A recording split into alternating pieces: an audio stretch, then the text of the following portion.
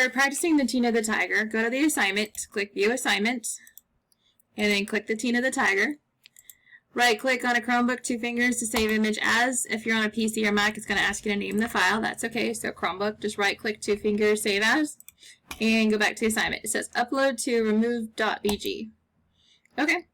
I'm going to grab it and drag it. Alright, so there's my picture of Miss Luna as Tina the Tiger. It's taking out the background.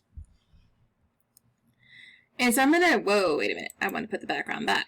So I'm going to click on Edit,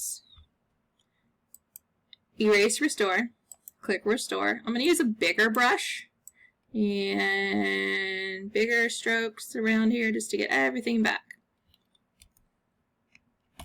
Everything back.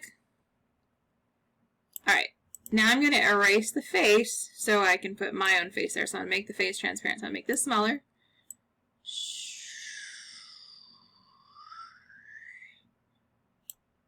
Okay, so move it out a little. And that's it. Download.